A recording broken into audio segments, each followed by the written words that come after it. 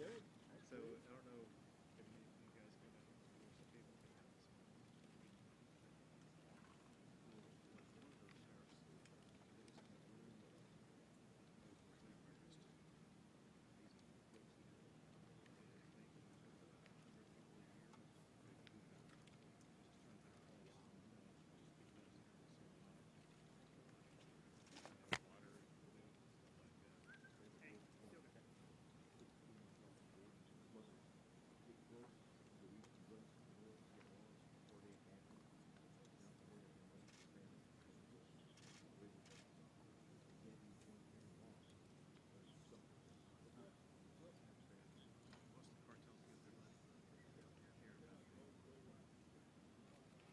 So we got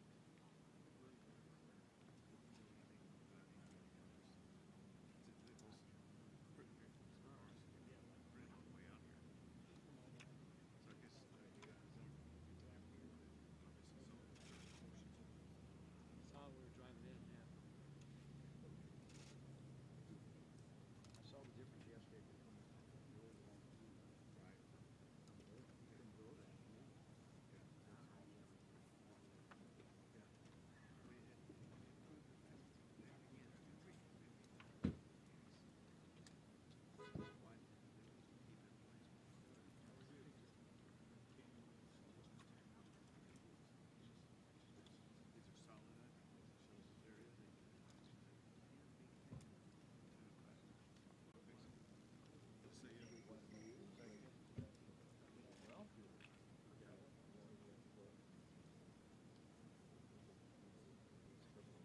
Let's see.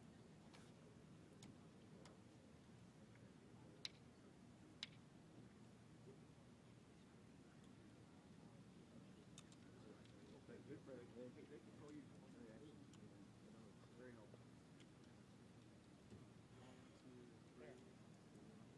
It's like second graders. Yeah, make sure you don't Policy, right.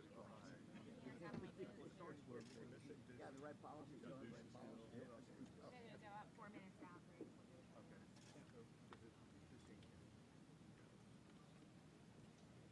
And Greg.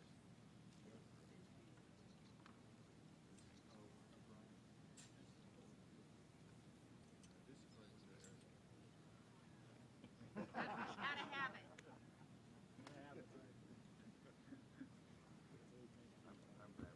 How are Yes, you? sir. Good, sir. I talked to Yeah, yes, sir. I did. So that's What? I come to Oklahoma, you don't give me something really? there? What's up with that? You gotta As in fact, you took meat from me? They're very cool. oh, I didn't want to say I got this place on. That's so I'll get you one.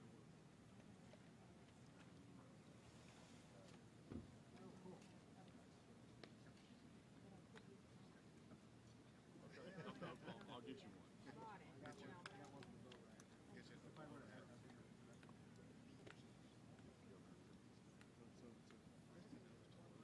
Oh, is that right?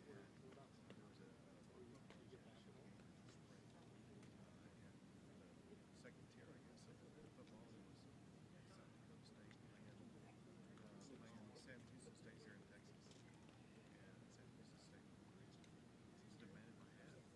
I tried to get Greg to stand up.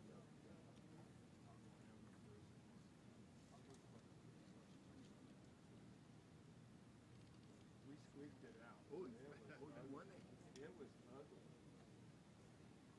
You guys got a good team. When I lost the bet to February on the OU Nebraska, I've got the steaks. They're marinated. You should have made sure that the point spread was included. We did that. No, What was it? Somebody said I'm it's a- good. Came on the plane because the only Oh.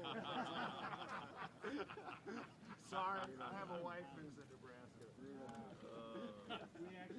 actually, Nebraska, three of them don't quite well, and the three of them, I think there's three people. Yeah. Yeah. There he is. So, where are we met tonight? Because it's a missing count. Yeah. That was like,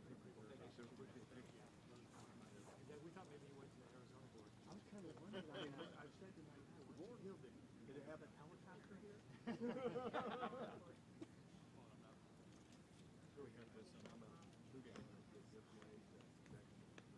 Oh, yeah. Yeah, Columbus still suffers. Texas is still suffering. Mm-hmm.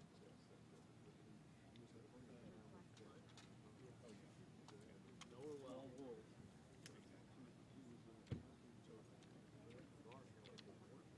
She's actually a top quarter. She listened to DC. She used to say, "Look, there's so much out there." Linda Allen is the same as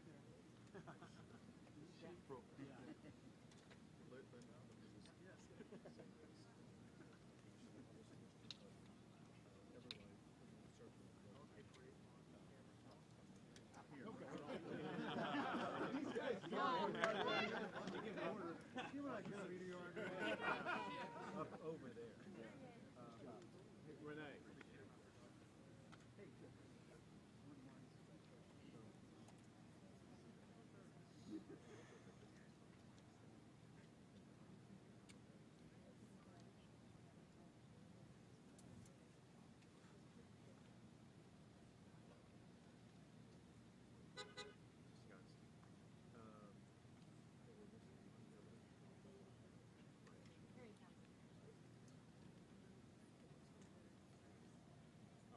So I know it's made in a way.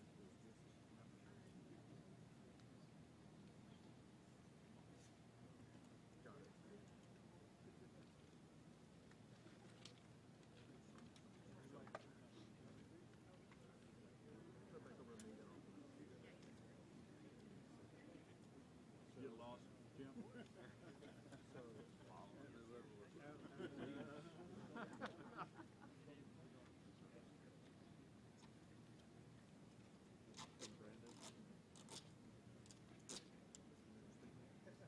I was told yes.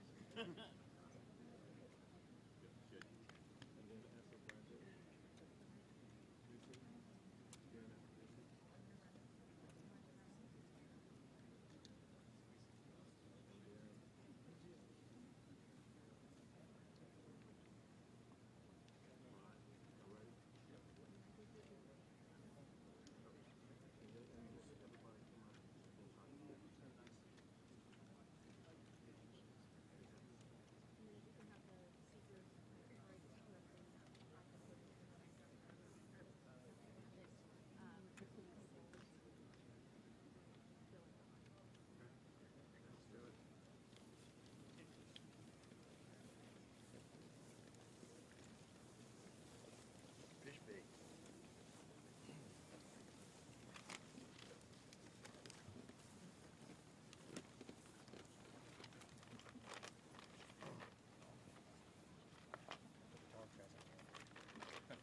Thank you, everybody, for gathering with us today. We're here today to talk about something that more than half of the governors of the United States of America have been working on that we want to announce to you today. Before we start talking about that, however, I do want to talk a little bit about something that happened as I was traveling to the Rio Grande Valley today. There was a shooting that took place in a high school located in Arlington, Texas.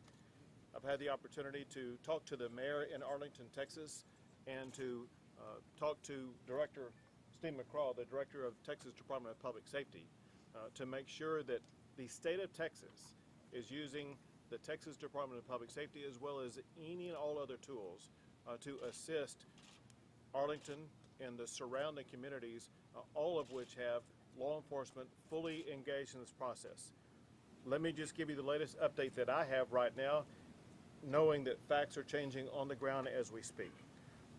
According to Director Mccraw, the school is safe and secure. The shooter has been identified, and there is a search for the shooter. We know the shooter's car. We feel confident that the shooter will be located very, very soon.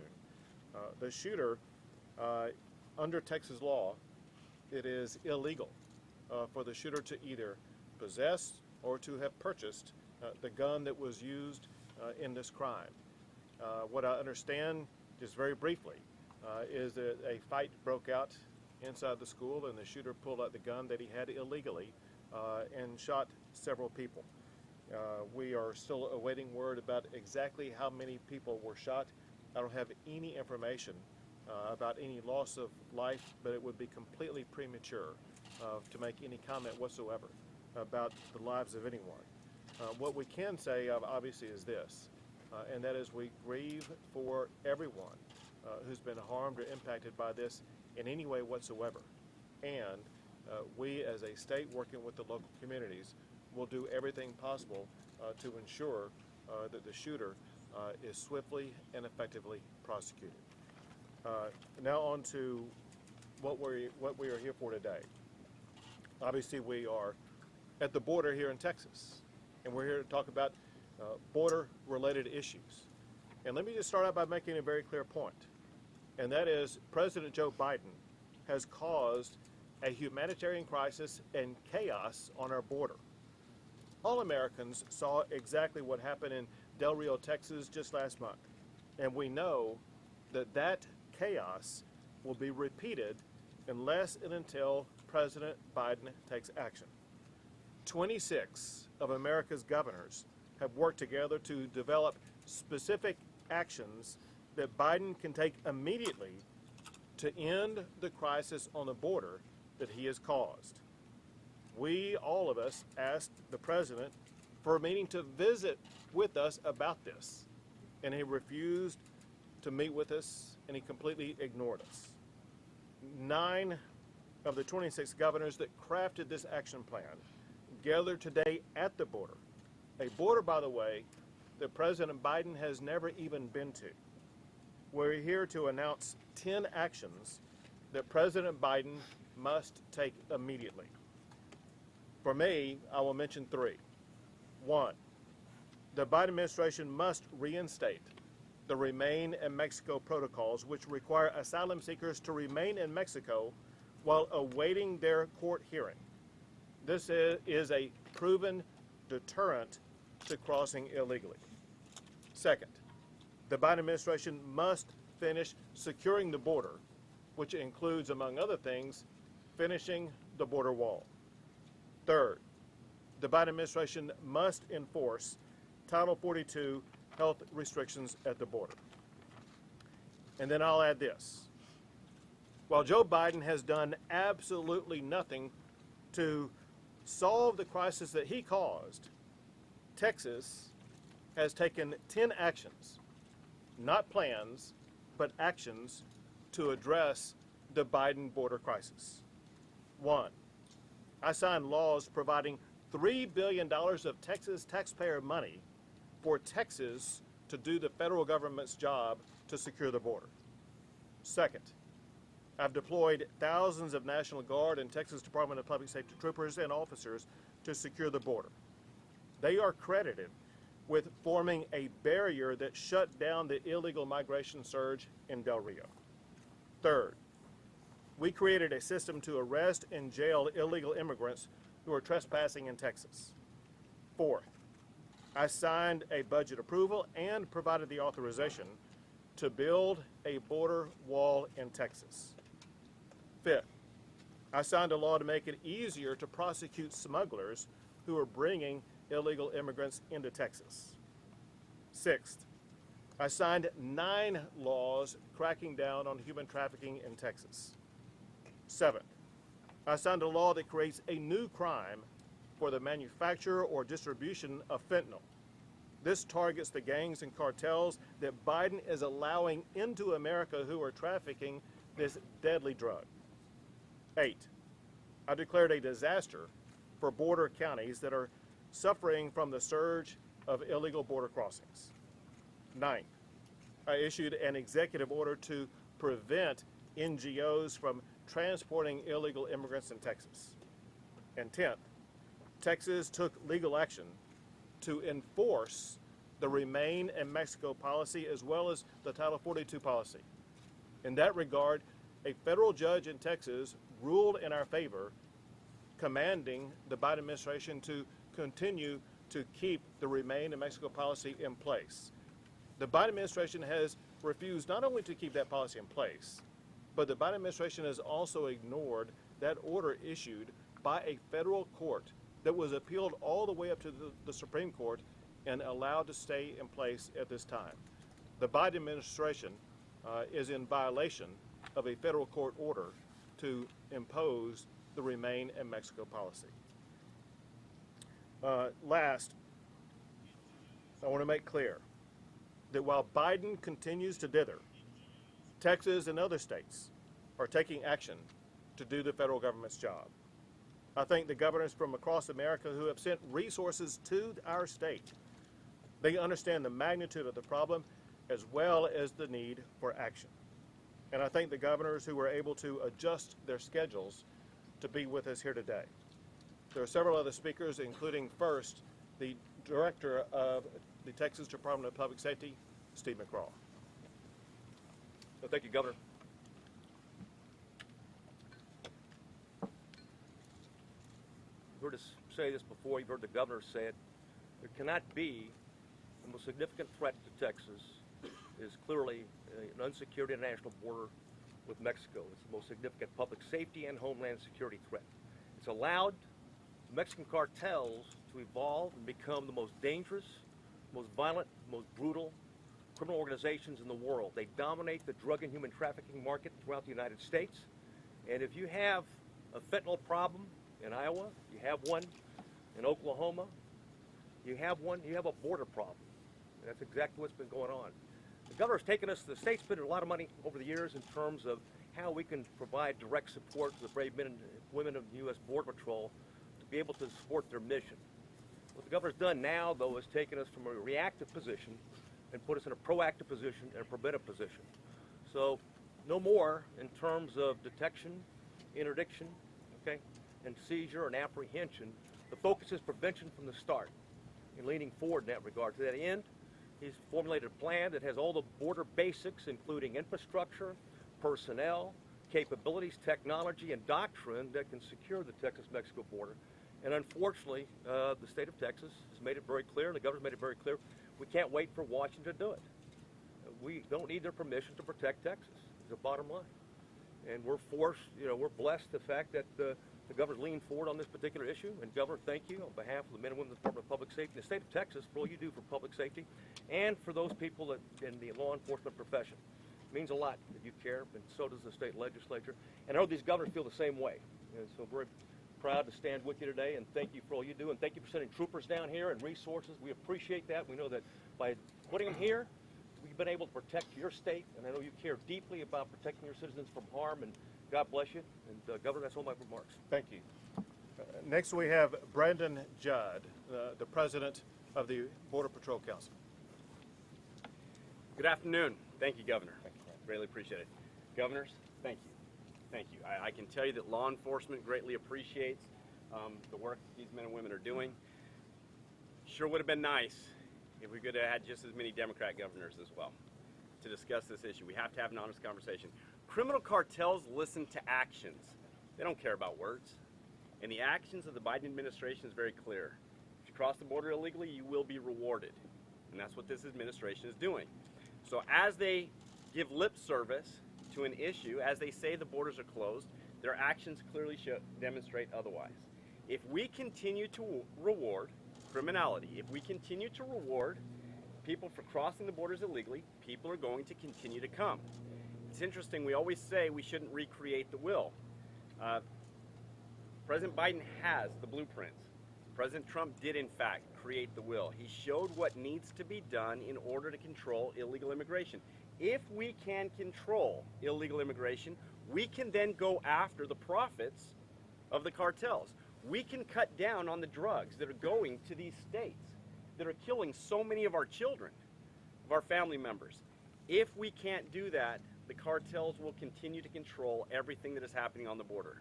President Biden has a responsibility to the citizens of this great nation to do what's right by them, not by the cartels. Do not allow the cartels to make the profits that they are making, which, by the way, is over $400 million every month in illegal alien smuggling. That does not count the drug smuggling.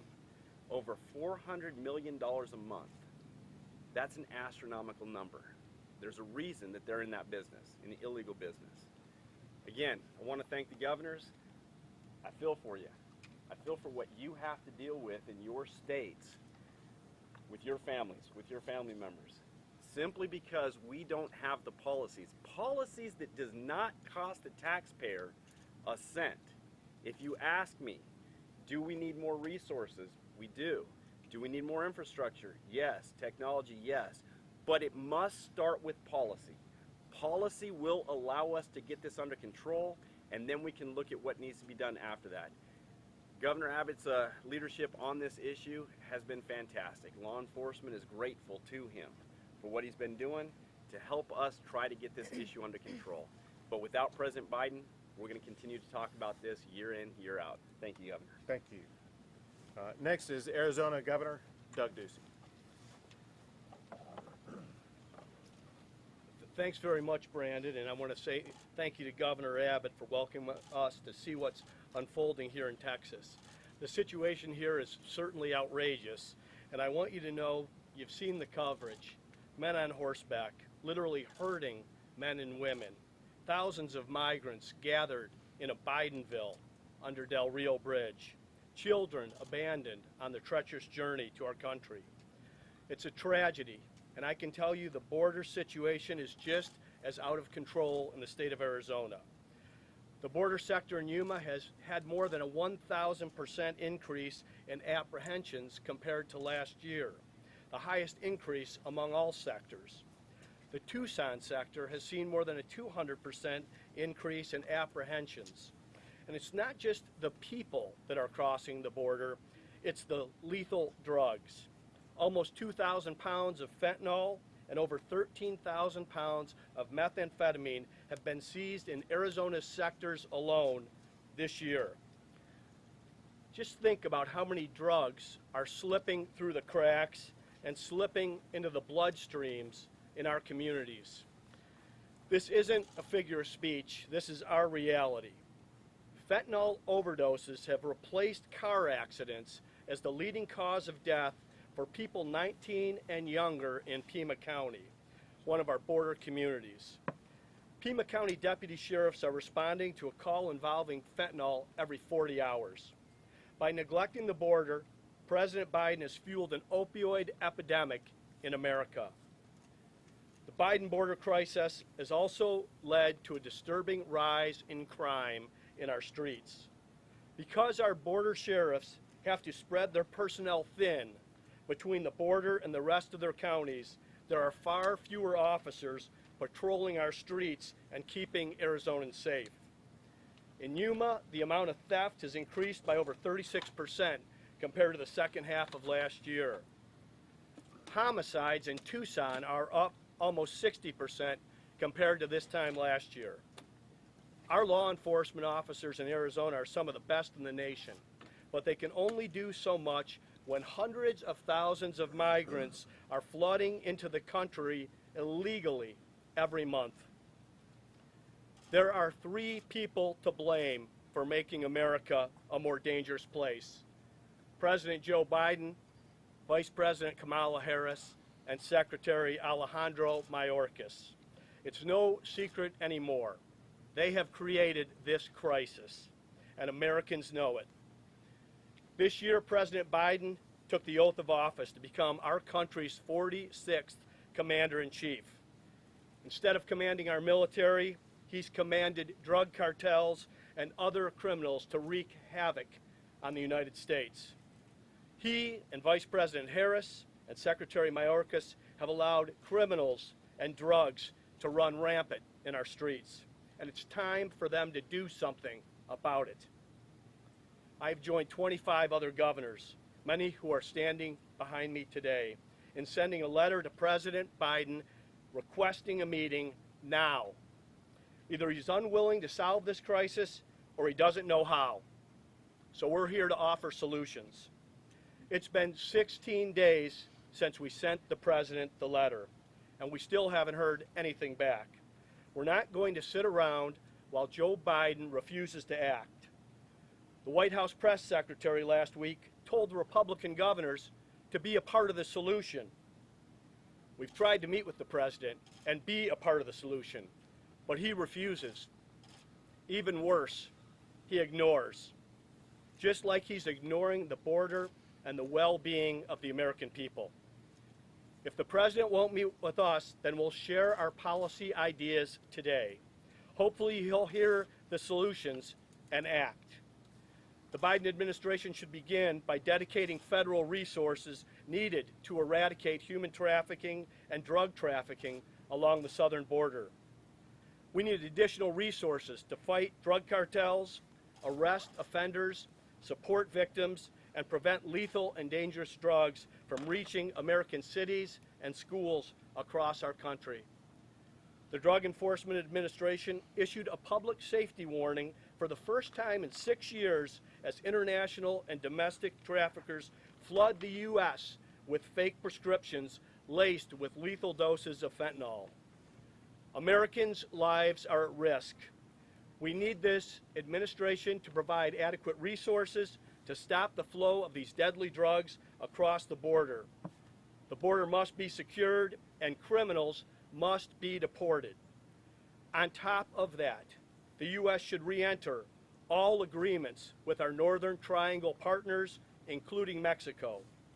Upon taking office, President Biden issued an ill-advised and frankly foolish executive order that terminated agreements with El Salvador, Guatemala, Honduras, and Mexico. Those countries had already agreed to enforce their respective borders, fix their asylum systems, and receive migrants seeking asylum before they journey north to the United States upon Joe Biden's open borders invitation. And our final solution is about communication. President Biden, Vice President Harris, and Biden administration officials at every level of government need to speak with a unified and clear voice to potential migrants.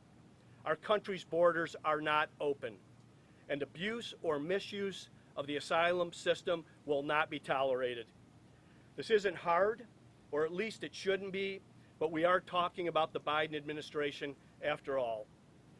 We can turn things around.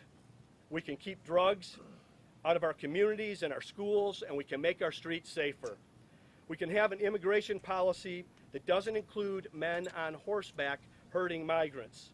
President Biden, this is up to you.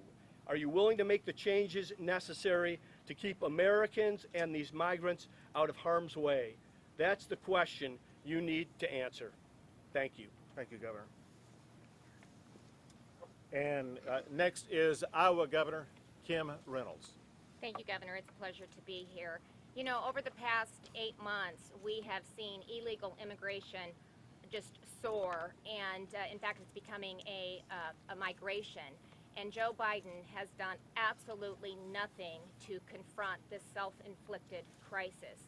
As chief executives of our state, Republican governors have come together to discuss what we expect the federal government to take action on so that we can stop the crisis and humanitarian crisis that's happening at this border.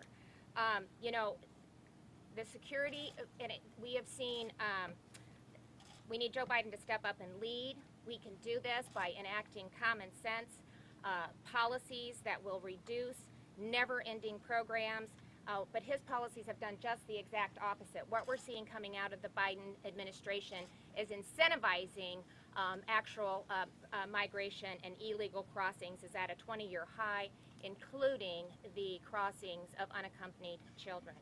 And what they're doing after that is they're secretly transporting them into our states across this country. And Iowa is one of those states. In April, we had 15 unaccompanied minor girls that were flown into the Des Moines airport in the middle of the night, and then they were boarded on charter buses. And after we were made aware of this happening in the state of Iowa, we reached out to the Biden administration to ask them if they were responsible for this action taking place.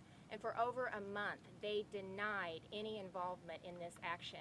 And so we were concerned that it could be human trafficking. And so we used our own resources to continue to investigate the plane that had 19 young women being dropped off in the state of Iowa and moved to charter buses.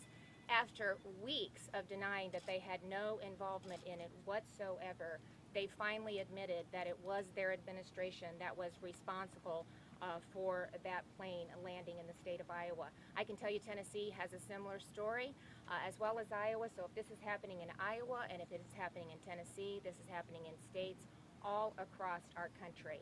And at a minimum, this administration should not only provide transparency, but they should notify governors across this country when illegal migrants and unaccompanied children are being dropped off in our state, because then we become responsible for them. So that is a policy solution that he could enact tomorrow. In addition to that, he should require the Office of Refugee Resettlement to enforce that policy action. In addition to that, they need to resume the deportation of all convicted criminals. When President Biden took office, the first thing he did was to issue an executive order that ordered ICE to do limited deportations. That is unacceptable. That should have never happened. All convicted illegal criminals need to be deported, and that is another thing that he could do tomorrow. Thank you, Governor. And next we have Nebraska Governor Pete Ricketts. Thank you very much, Governor Abbott, for hosting us here today. And I want to start by thanking the men and women of the Customs and Border Patrol. They are heroes helping to secure our nation's border here, and they need to be supported. So thank you to them.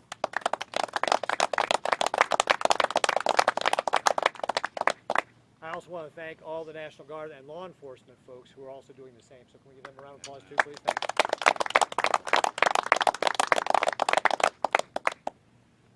President Biden thinks that he can ignore this humanitarian and security crisis and it will go away. But we are here today to shine a light on what is going on here at the southern border and how it is impacting all of our states, not just the state of Texas.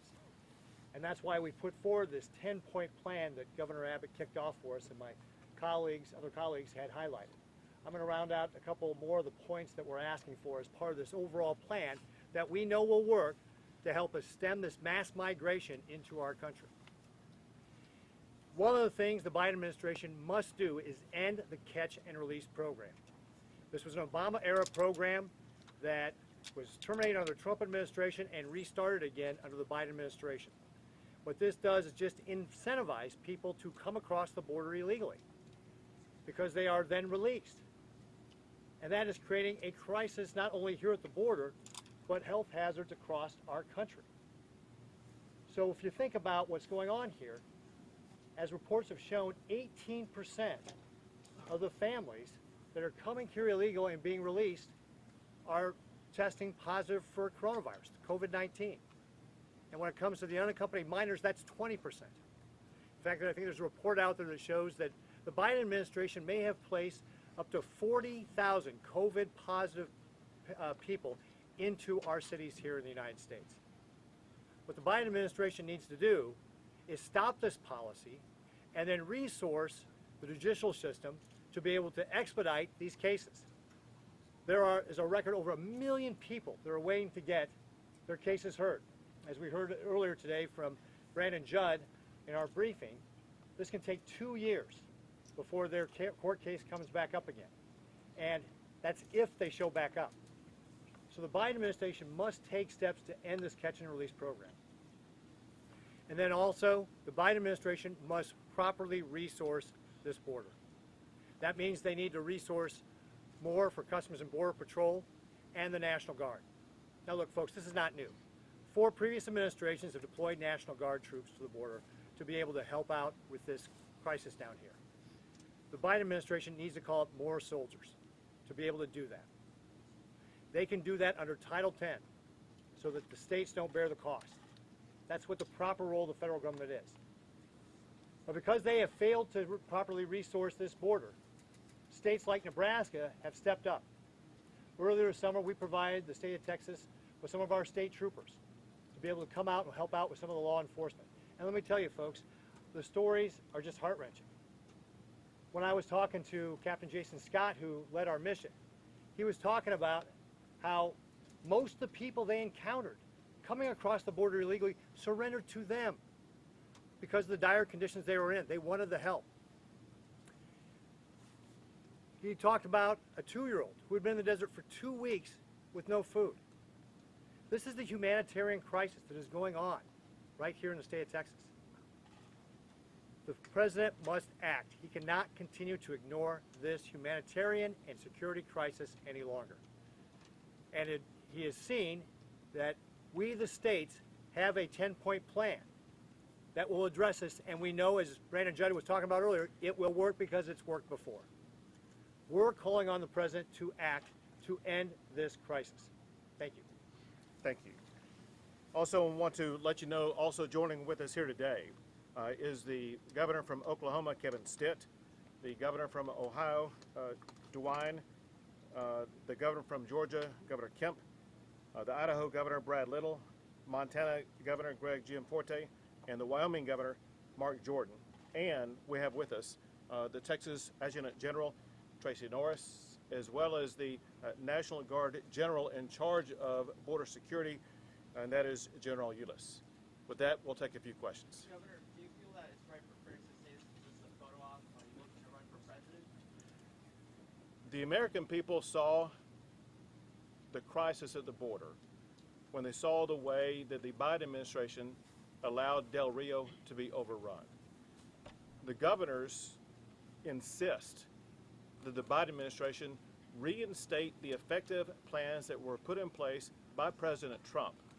And the governors also are adamant that while President Biden may be silent about this and may not be taking any action whatsoever, we are going to act in his absence. Our constituents demand it, not just here in Texas, but I can speak for all of these other governors here when all of their states are suffering because of the massive inflow of fentanyl into the United States, which is leading to deaths in all of our states. This is one of, if not the most urgent matter that we're facing in the United States at this time. And it's time for the Biden administration to wake up and get on the job and do its job to protect the sovereignty and safety of the United States of America. Governor, can I also step in on Sure. that one? To say this is not a crisis, to ignore the data. Through August, Customs and Border Patrol has had over 1.3 million contacts. Through August of last year, that number was 272,000, nearly 5 times as many contacts this year. That's why this is not about illegal immigration, this is about a mass migration. And if you look at April 2021, ICE completed 2,962 removals. That is the lowest number on record. So while we are seeing a surge at the southern border, the Biden administration is not resourcing our agencies properly to be able to take the appropriate law enforcement action. That is why the president must act. Governor, critics say that the Operation Lone Star is unconstitutional. How do you respond to that?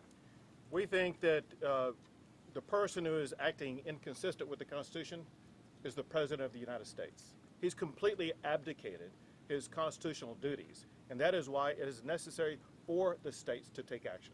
We believe the states are authorized by the United States Constitution to do exactly what Texas is doing under the 10-point plan that we are already acting on right now. Our job is to secure the health and safety and security of our constituents. And if Joe Biden's not going to do it, the governors of the United States of America will do it. Governor, Secretary Mayorkas has stated earlier today that the federal government was now ready to handle a crisis similar to what we saw in Del Rio. Are you concerned? Can you trust in what the federal government is saying to see a scenario like we saw in Del Rio in another area? I cannot count the number of misrepresentations that have been made by Secretary Mayorkas. He has continuously misled the American public, including even saying that the border is closed and secure, which could be nothing further from the truth. I believe Congress should investigate and call upon the resignation of Secretary Mayorkas for abandoning his job, not doing what the Secretary of Homeland Security is supposed to do, which, among other things, means supporting and deploying Border Patrol, which are completely lacking and inadequate down here. And so Secretary Mayorkas is a disaster in what he's done, and no one should put any trust or confidence in anything that he says.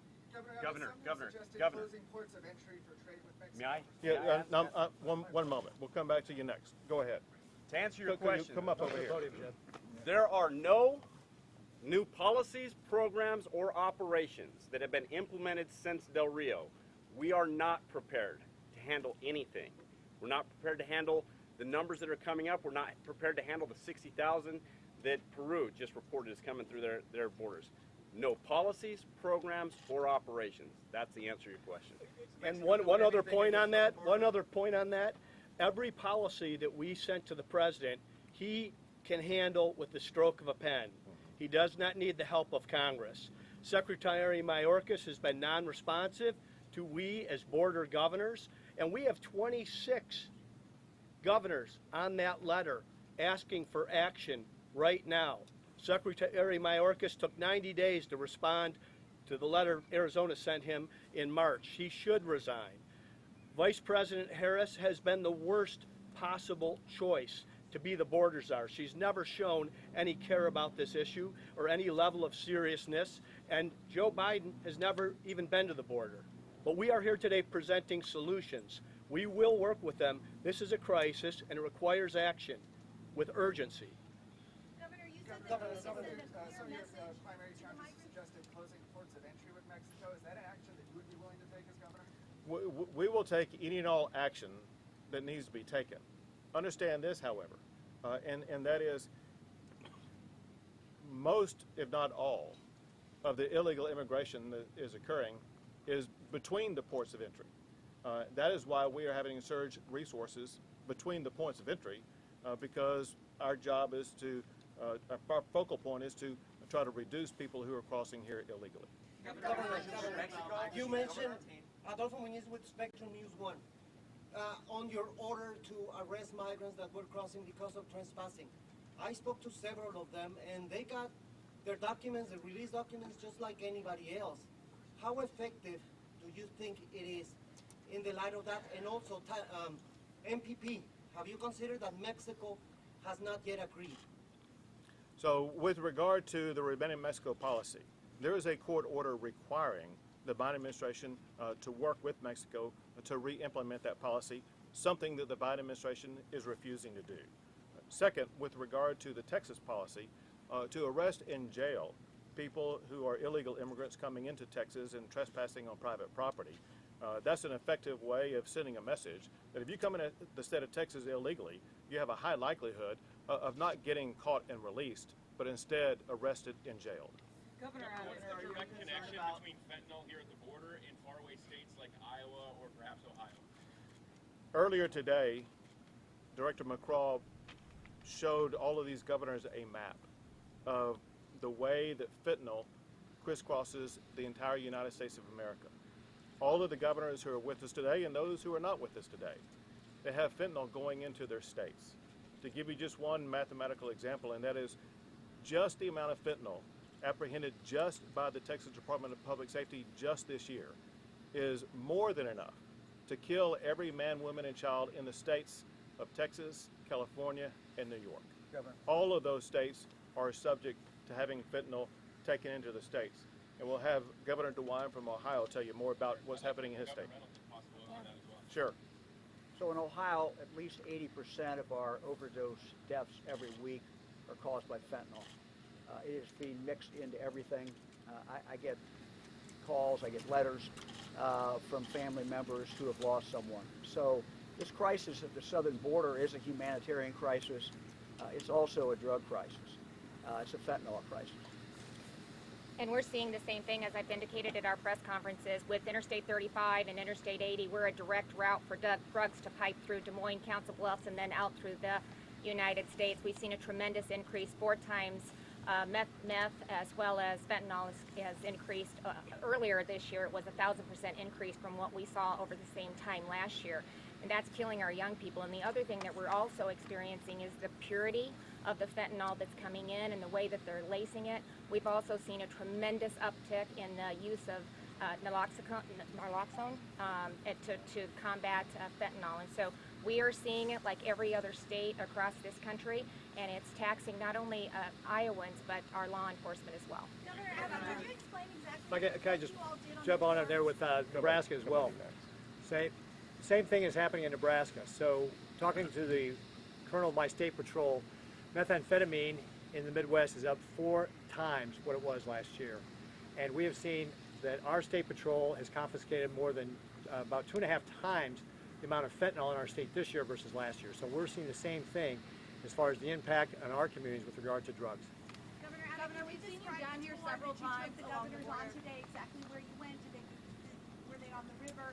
Did they visit with any migrant respite centers? Could you explain where you took them? Sure. Before coming here, we had a briefing at the Texas Department of Public Safety headquarters where Brendan Judd and Director Mccraw explained to them exactly what was taking place on the border, where it was taking place, and what the consequences were for all of the states. It will be after this that the governors are going to be able to visit different locations, some by boat, some by air, some on ground.